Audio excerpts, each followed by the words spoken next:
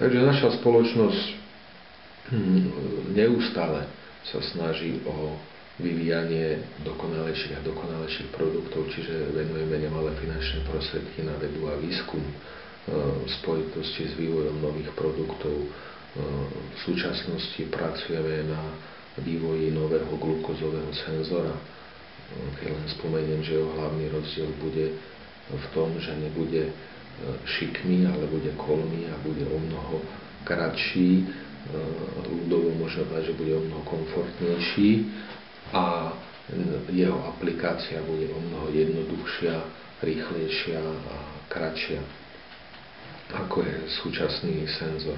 Takisto v priebehu budúceho roka prinesieme potom na slovenský trh pumpu ďalšej generácie, ktorá už bude mať farebný displej, ak môžem spomenúť nový tvar a niektoré nové vlastnosti, ktoré potom vám predstavíme pri uvedení tohto produktu na trh.